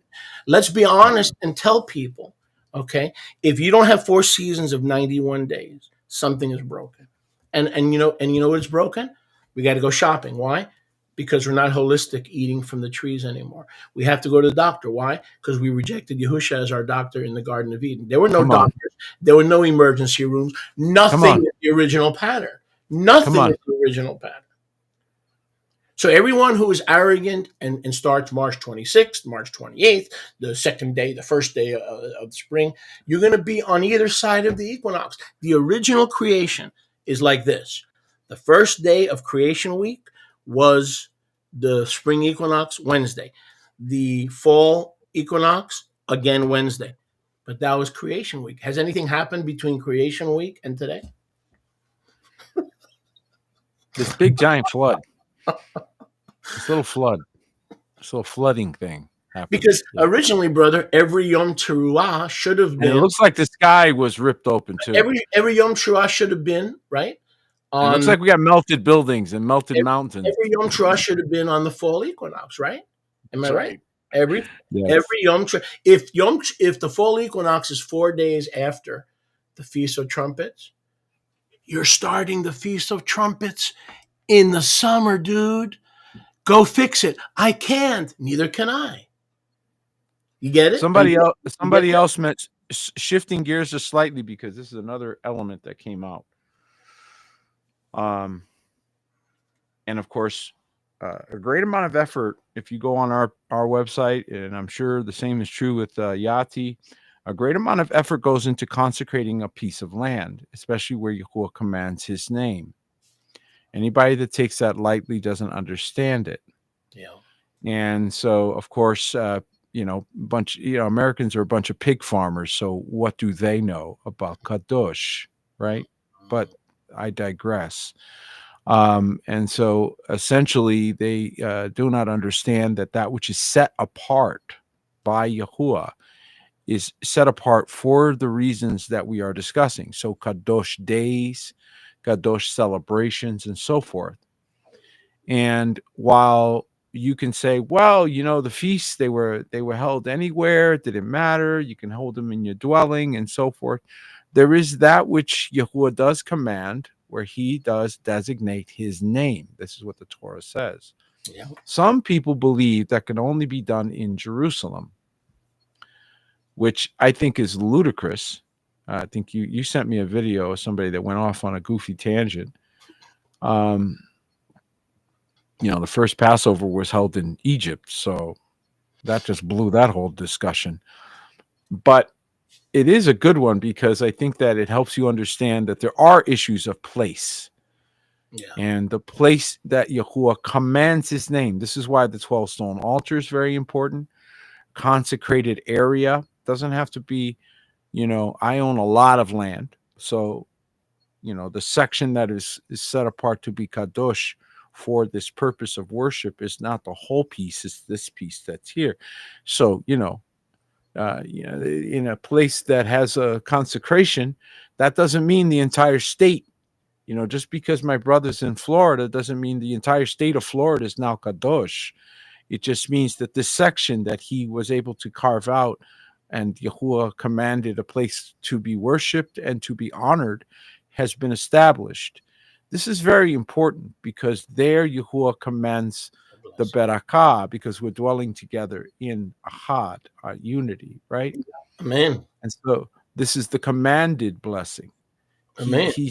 Yes, we do not have ideal. So you some people are like, I can't wait for the ideal. I can't wait for the fourth cup too. I'm desiring the fourth cup too with Mashiach. We're not there yet, but we still look forward to it every year. Yep. And we celebrate and do this in remembrance every year. So for somebody to say or suggest to you that keeping the feast cannot be done except in Jerusalem, or some other nonsense like this, is just troubling the saints. Yeah, I'm glad you brought this up, but go ahead, finish. Because when He gives us a Kadosh place to stand, and then from there we broadcast. So where is Moshe? On Kadosh land. Where am I? On Kadosh land. Right now we are broadcasting to you from Kadosh, from place that's set apart to talk to you. Okay, so if you come to us or you connect in our broadcast, either way, you're coming to Kadosh. Yeah. When you come to the altar and you're coming through the screen, you say, oh, I'm not physically there, but my Ruach is with you. You've come to Kadosh. You've come to Kadosh. So you did it. You came to the Kadosh place. So this is why when we say, when you bring your offering, like he'll put his QR code or something up on the screen, and people will come and bring the maser to Yati, right? What are they doing? It's as if it's the same thing. He is giving an accommodation and letting you walk up through this medium, right? Through this exchange. He's allowing it by grace. Okay. But why does this work? Because you are on Kadosh land. Yeah. And so if you want to keep the feast, but you want to do it on Kadosh land, and you want to do it Kadosh, connect with those who already are on the Kadosh land, and connect with them, and you will stay connected. And that Ahad anointing of where brethren dwell together in unity will flow to you in your home there, connected to Yati or to us here. Why? Because Kadosh extends. It goes. Connectiveness, which you're always talking about, and that's beautiful. Now, Anybody that says you have to be in Yerushalayim to celebrate Pesach and the other Moedim, let's start with Pesach, is lying to you. Now, I'm not going to accuse them of willfully lying. They may be deceived, but they're lying. Why? Simple. Watch. When the first Pesach, was that in Yerushalayim? No. How about Pesach's number 2 through 40? Did we forget the next 39 Pesach? Where were they?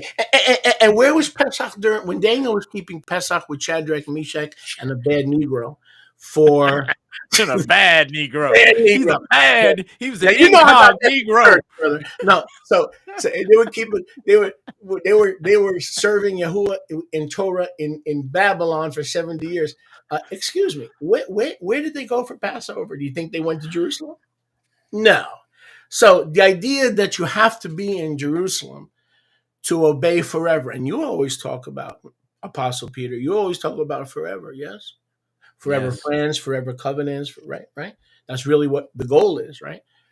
Well, which part of forever don't we understand? Yahuwah says forever in all your generations. But I'm on a boat this year. Forever in all your generations. Just like the 4 seasons are messed up. Everything's messed up. So do the best you can. Don't ignore the instruction. Do the best you can. And I don't have any particular love for the ministry. Church can do better. That's their sin. They're not on a boat. Okay, I'm sorry. The church can do better. Go ahead. That's right. I was just going to say, just to add to your point, it's an excellent point, brother. And I was just going to say, to add to that I don't have any particular love for the ministry that was. I mean, I don't not love them. It's just not like, something on my main radar.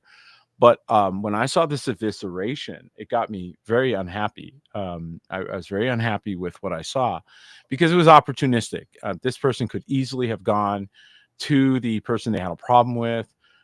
They could have shared it, but they were opportunistically taking advantage of the other person's popularity. So this other person they were beating up is very popular, has a big following, has a lot of people, and so they took advantage of that because they're nobodies, whatever. Spirit of competition.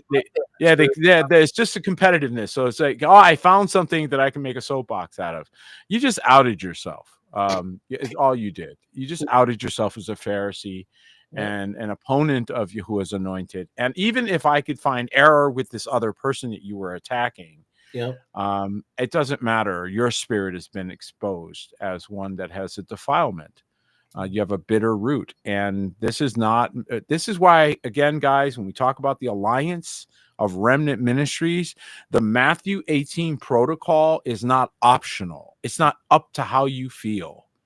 It is a deal breaker. It is where we separate the Nephilim from the real, authentic sons of Eluah Hayam.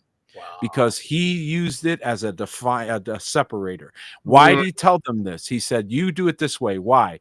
Because this way, everyone will know you're not one of them. Wow. Because you're going to be surrounded by them. You're going to be the minority. They're going to be the majority. They don't need to be married to multiply. Right. These people own brothels. How do you think they were able to grab a woman so quickly and throw her in the midst of a conversation? Because they own the brothel. All right.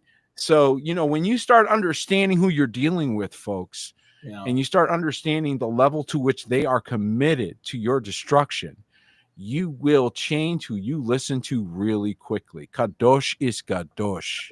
And this is very important that we remember that. Go ahead. Very important with the Moadim. The Moadim are in all your generations, in all your dwellings. But I'm in Korea. I'm serving the United States Armed Forces. In all your dwellings. What part of all? For years I've been saying, okay, everybody get out their crayons. Spell with me. We're going to have a spelling contest. ALL. Okay. Feeling better now? Let's do that again now. And how about forever? FO, right? All right. That's right.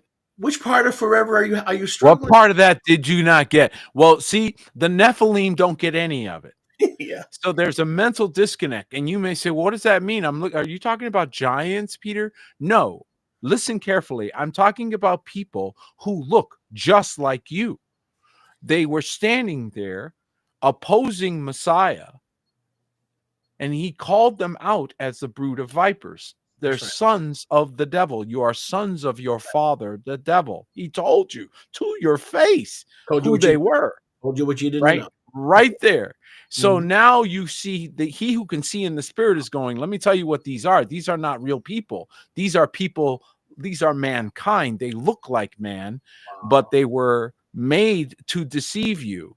So just so you can distinguish between my authentic people and these fake imposters, my people, this is what Mashiach is telling you, love one another. This is how you will know them. Behavior, They will forgive one another. character, character, They would rather give you a coat and a cloak. character. Yeah. Somebody's my enemy, and then somebody says he's your enemy. I said, I'm going to buy him a ticket, and I'm going to pick him up at the airport, and I'm going to give him food, and I'm going to take care of him. Why? Because I'm going to smear this on top of his head, and let's see how he behaves. And if he So- behaves as my enemy, then he's outed himself. But if he behaves as my friend, then he's shown all of you were wrong. So you're Right? saying, So he gets to choose. so you're saying that a nafal can talk in tongues, a nafal, Yeah. a nafal can give money to the Yep. to the kitty. What a nafal cannot do is manifest the character of Messiah, the character is. and the love. Just like Satan can do miracles, but he cannot love and create. He cannot love and create. Okay, he can mirage creation. They'll always find a way to make sure you know what they gave to, by the way. So in other words, He was but here's the clever, trick. clever. What you're saying, yeah. What you're saying is this, and I didn't realize this, and if I didn't, I'm guessing others didn't. See, when we read John chapter 8 and those verses there, we're thinking about religious people. And in our understanding, if you're not a Gibor or a Zimzum or you know, a giant 18 feet tall, like, Right. Rephaim or something, right? you're not a nafal. And that's that I didn't realize that until I came into your ministry. And I know that means other people, because I looked at them as poor, lost religion people. And Yahusha saying, but let me tell you what you don't know. Yeah. And I'm picking up on that. I'm picking up on that, meaning Satan's going to, if he has to come as a wrestling midget, that doesn't mean he's not a nafal. See, the way religion has programmed us, the only Nephilim we recognize are the ones that are Goliath. You see what I'm saying? There you have it. And I came out of that. Are you That's why- awake now? I think hopefully everybody's going, yeah, then you got it. Now you got it. Now you got it. So the guy you're what I'm working starting- for. You know what I'm starting to think? I'm starting to think that people that come to our weekly get-togethers need some kind of cayenne pepper or smelling salt, because they get floored by what comes out of our mouth sometimes, and they're like, "Brother, do you got the smelling salt?" So, I had an elder that said to me one time, I said, how come you're not with me at the midweek service? And he looked at me. This was 25 years ago. This is a long time. He goes, Peter, I am still chewing what you gave me over the weekend. That's what I mean. I do not want you to put another thing on my plate. That's what I mean. Until I've had a chance to chew this steak you just dropped on me. And he had me cracking up. Yeah. But it's true, because they can't, it's like the attention span has been affected. Our enemy has attacked our attention span and our ability to if they're awaking, hold. what does it matter if we need smelling salt? So if somebody's floored by what's coming out of our mouths, right, and they got to bring a little smelling salt or cayenne pepper, isn't that part of being awoke? I mean, whatever it takes, right? I'm being half facetious, And you should be able to verify. I know you're being funny, but listen, you should be able to verify these things. No, but it's floored. You should be able to. I never saw them Exactly. as Nafal. I think of Nafal as Goliath. Mm-hmm. But what you're And now saying, what you're saying is, and I'm just, I'm paraphrasing. If Satan has to send a wrestling midget, right, in the worldwide, in the whatever they call it nowadays, right, then he'll come as a midget, and he'll still be a Nafal because it's in the seed, it's in the DNA. Right. That's why Messiah is not called the concept of peace. He's called the sperma. Now, let me ask you a question in Greek. Is sperma a literal word or a spiritual word? Sperma. I had a baby with my sperma. Yes? It's a physical. These are physical Nephilim looking like, midgets. There was one sitting at the table. Let me help you guys out. I know this is going to be tough for some of you, but there are 12 sitting here, he said. And one of you, He didn't Is. say has a devil. He said is a devil. You're Nephilim. I kept you because you have a job to do. Sit there. Don't move until I tell you. Now, when I tell you, go. What you do, go do quickly. Go on. Go betray me because it's what you're built for. You cannot possibly function properly. We already know this. I'm going to show you all of you paying attention. Watch this. You go do what you need to go do. Everybody else, pay attention to how wicked this one is. Been sitting here with us this whole time, dipping his bread in my bowl. Watch. One who dips his bowl. Are you all paying attention? This is Mashiach talking to his disciples. You all watching? He tells them right in front of his face. Right in front of his face. Completely goes over his head. He's oblivious. And he says, he's the one that dips his cup with it, dips in my bowl. He's the one that's going to betray me. And so then he tells him, go do what you do. What? Why did he give him the job he gave him? You handle the money because your father invented it. So, go sit over there with that. Okay. Money All right. Did you guys not see that he had a Nephilim with him the whole time? You didn't see that? Okay. A lot of people and so what did you don't see? And so they only react after the fact. Have you noticed? They wait until they're in trouble. Only after they're in trouble. When do the Nephilim cry? When do they cry? They only cry when the judgment has come. Please, oh, Enoch, when you go up there, would you take a note for us? Would you pray for us? Now that I'm in trouble, now I'm sorry. And when they're discovered. Yeah. Now I'm sorry. Now I'm repenting. Wow. Okay. Not before. Whereas repentance should be sought with tears beforehand. And even though somebody says, oh, Peter denied Mashiach 3 times. Yes, he was he was thrown by what he was experiencing. He was in an emotional state. So, but was he real? Was he a Nephilim? No. How do you know? Look what he did. Authentic. Look what he did. He returned. He repented and returned. This tells you right there. Mammon was not part of the equation. That's right. That's right. There it is. He returns to Mashiach. And that love is what's authentic. Everybody else is fake. So they'll paint at you, Moshe, and they'll say, you're selling Bibles, so you're bad. Meanwhile, they're the crooks, but they'll try to find something against you. And they'll eat the worms. They'll eat the bread with the worms in it and never question it. Right. Meanwhile, you're giving away as many as you sell. You're doing things all the time to help people. See, if they don't see this. Like David said last night, only when Yahuwah tells me. Right. Because when Yahuwah tells you. I'll give somebody a scripture, but only when Yahuwah tells me. Why? Because if you just go non-protunctly and you just go do this, you look like a bobo, as we used to say. And you don't accomplish anything. You're just a sucker. You're not accomplishing a thing. And you have to be strategic with the giving and the blessing and the things. This is something I've learned. I've made a lot of mistakes helping people, thinking I was helping, and then realizing after a while that I didn't help anybody. I actually made it worse. Let me just throw this in here. I don't know how much time we have, but you ain't going nowhere. I'm going to keep you here today. That's right. No, kind of. I don't know how much, but I'm sure we have a little time. I don't look. I can't look at the clock while I minister. I know the clock is there. Don't worry about the clock. You take. So anyway, this is profound, and it's so simple, and it doesn't need me to share it. It is so profound. Now listen to what I want everybody to listen to what I'm saying. I've been in the Messianic movement, Nasarim, Shmatzarim, Matzarim, the Matzah movement, Matzarim. Okay. I've been in this for a long time. And not that I'm an old man, but I got a lot of old memories. Okay. Once people come out of the church, they love to throw the baby out with the bathwater. Yeah. And now it's about making matzo ball soup, eating kosher, how long the tzitzit are, what is the purple color. And you know what's forgotten? Evangelism. Now, what makes Remnant House, and I'm gonna pinpoint it. I've been doing this for 4 decades. You can in all the Messianic congregations I've been to, and I've been to scores. I've started scores. They don't evangelize. They are so bitter and wounded by the church system that evangelize them the wrong way that they want nothing to do with it. When I used to go on the streets, they used to say, you're forcing people.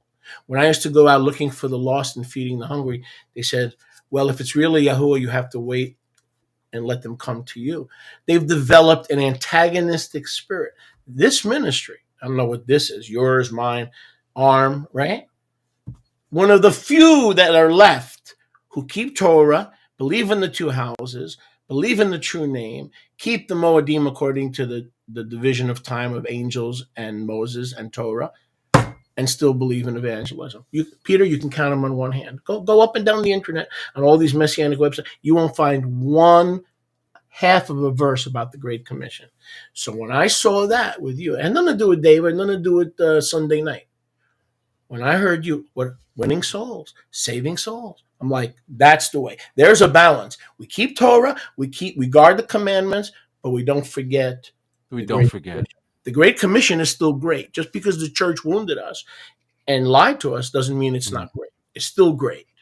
Amen. Not great in number, but great in authority and dunamis.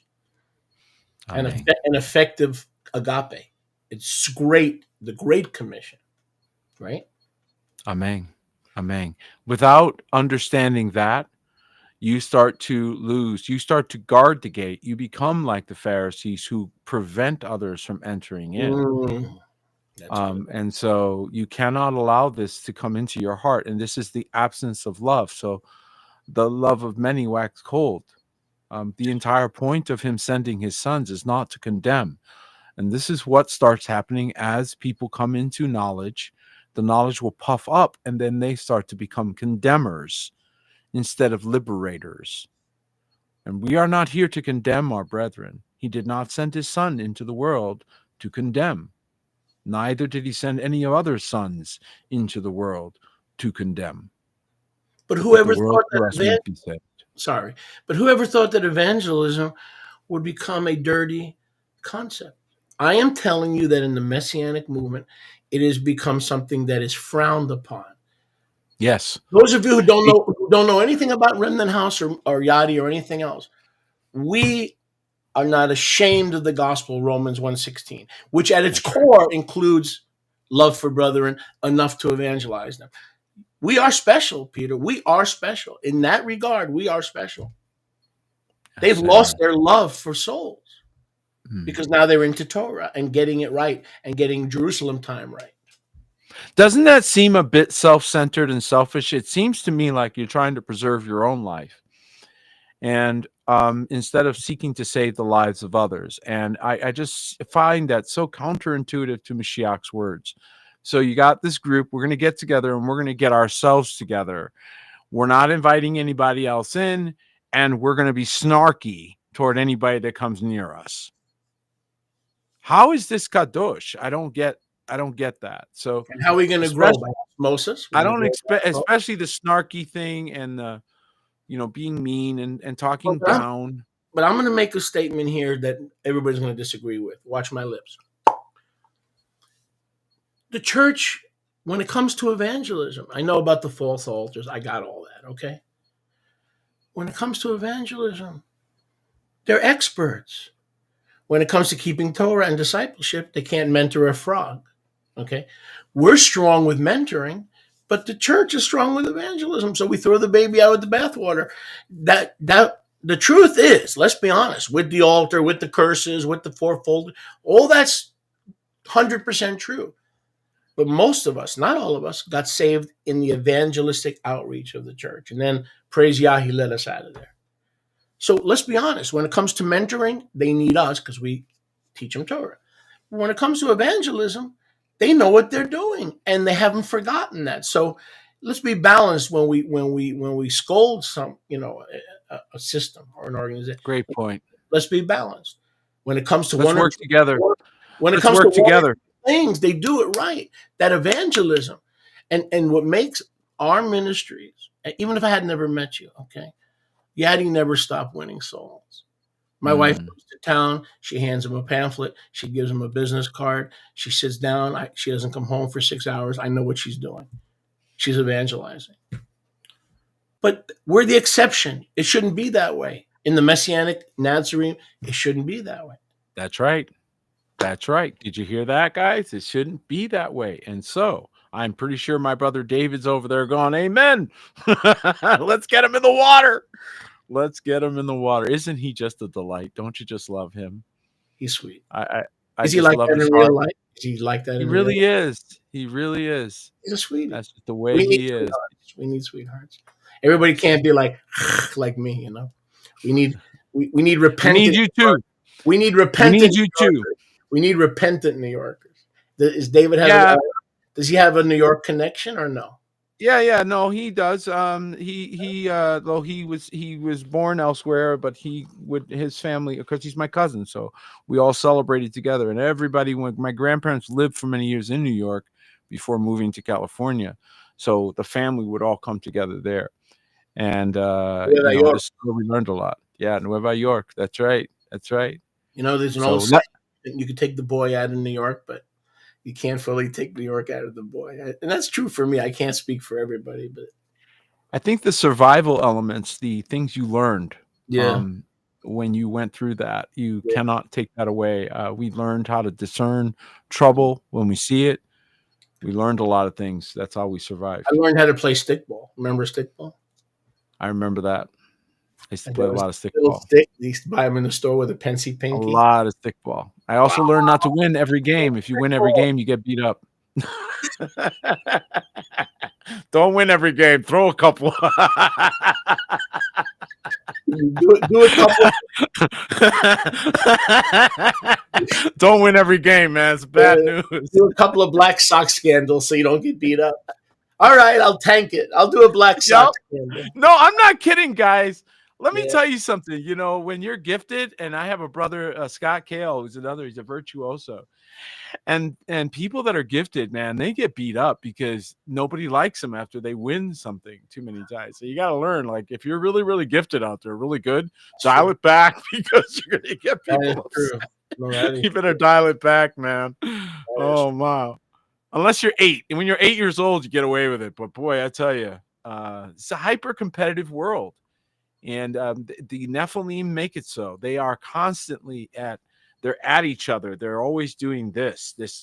So when you see that trying to come into the household of faith, you'll notice we tend to ignore it. We go away from it. But you guys are out there, right? And you see somebody that's behaving that way or getting snarky, don't just ixnay them. Don't disconnect from them. Walk over to them and help them and say, hey, we've got to be ahad. We've got to be united. So whatever my issues with this personality or that personality, whatever, let's stay ahad. Let's not make mountains out of molehills just because you don't happen to like, Moshe's purple shirt that he's wearing today or whatever. Yeah, that's right. We're almost out of time, as you know. It's like almost so. I know. Years. We almost had one thing that we can talk about next time, maybe. And I don't even know if this is a really good topic, but there's this one group. I'll send you a video in private, and this is crazy stuff, man. I thought I heard everything. Okay, I've heard it. That video I sent. That video pales. Oh man! And this another one. Check this one out. You know how we love the name of Yahuwah, and we treasured that He restored it and opened our eyes, right?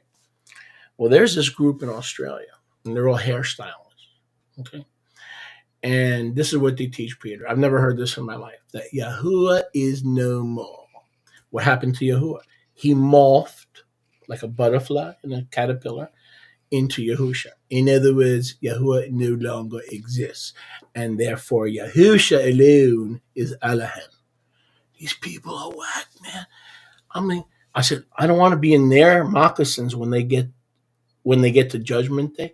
They're actually out there teaching that Yahuwah morphed, not took on flesh. No, we understand that, right? The amount of crazy that crazy man need, guys. This is what happens. The sequential event, and this is the reprobate mind. There's a certain percentage. It's kind of like parasites. If a person's body becomes overrun by parasites, eventually they become one. Hello. Okay. They become parasites. They're no longer filled with them. They become one. That can only survive in a barber shop where there's no accountability. Okay. I'm telling you, but did you ever meet somebody that teaches that Yahuwah used to exist, but no longer exists? Today he's Yahusha. Not that he became Yahusha, which is true. In other words, the Father no longer, think about this, Peter. They have no accountability. If they Enoch 46, Enoch 48. People, you right, got to stop this. they had Let's go to accountability, read. there would be a Peter Martinez or somebody to bring them back, to try to bring.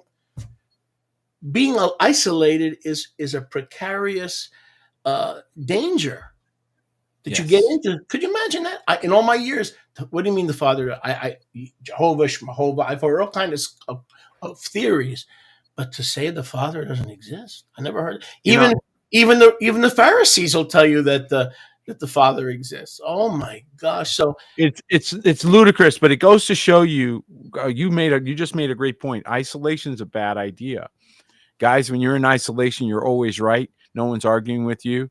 And you can go down roads and start to form opinions that become so strong in you that even when counter information is shown, you won't let go. This is very dangerous. So how many times have you seen Sholiak Moshe or myself say, that's a good point, and here we're learning one from another, which by ourselves we do this to people. So in our own circles, we do this where we're sharing things and they're going, wow, I never saw that. yeah, Now we're doing it to one another.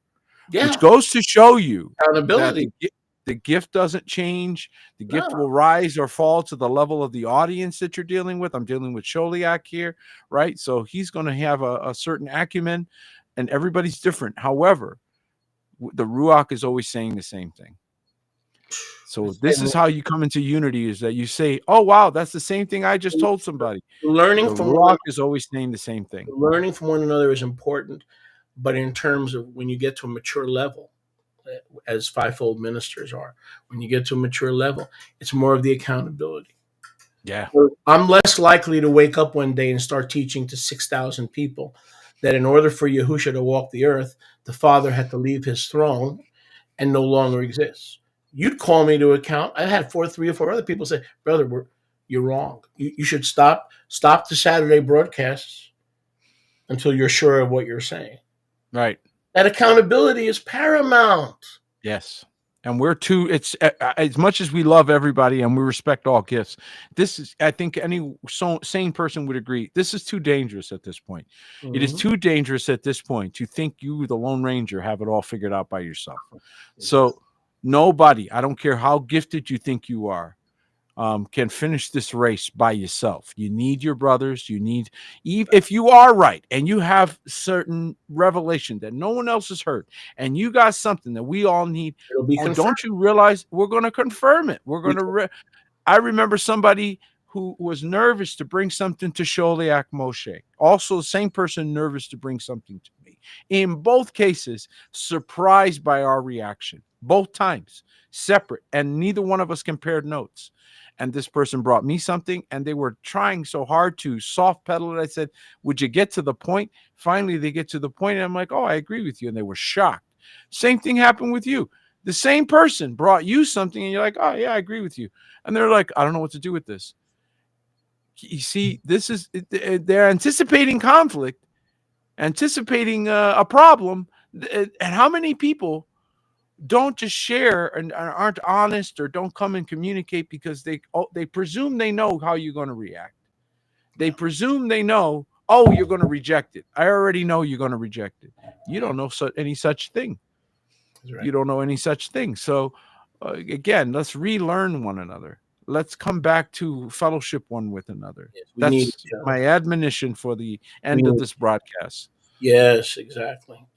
All right, friends. Well, can I close if you don't mind? Yeah. Yes, that was my close. That's my close. All right, friends. Listen, it's been great spending whatever time we spent, and thank you for joining us again. We do appreciate it. Without you, we'd be talking to Jericho Walls, right? So thank you guys. We love you. Share this rebroadcast with everybody that you know needs it, and we bid you shalom, shalom. Shalom. And also a happy, if we don't talk to you, a happy and a healthy